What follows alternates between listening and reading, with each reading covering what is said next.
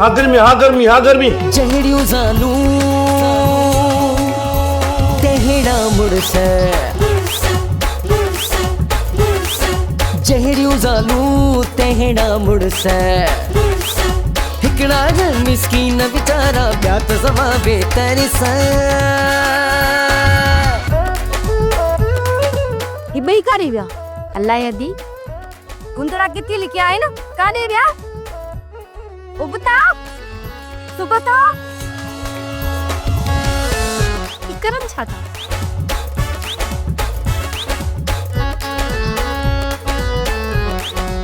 चा सर्दी तो बागर बका तो दासा जा पेट भर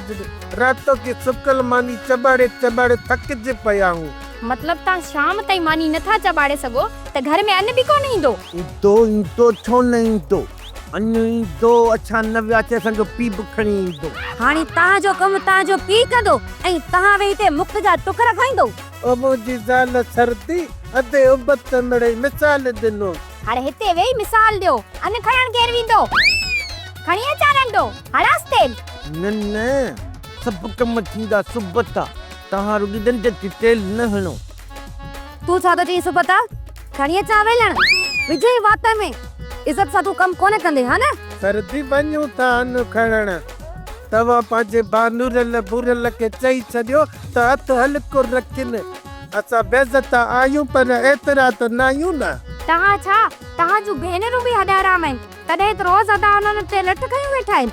मतलब त इन दुनिया में चार माण्हू ज़ालिम आहिनि ऐं चार मज़लूम आहिनि जेके ज़ालिम आहिनि ऐं तव्हां पाण सोचो त केरु आहिनि मज़लूम केरु आहिनि छा मतलब असा जालिम आइन देखाए पेज गर्मी न रहम गर्मी रहम सुबता तू ॾिसंदे जा सर्दी जी सर्दी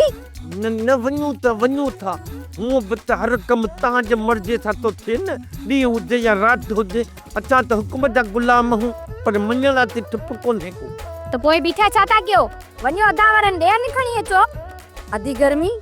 लगे तो वेलण खणी न जे वात में विझणो पवंदो लगे थो त डंडो खणी अचणो पवंदो न सर्दी वेलण वात में न विझजा वेलण वात में विझदी त पोइ वरी वाचा त चिरजी वेंदियूं न वाचा चिरजी वेंदियूं त पोइ वरी मानी कीअं कंदा त ईअं ॾाढा उबता हल त पोइ अन्न खणी अचूं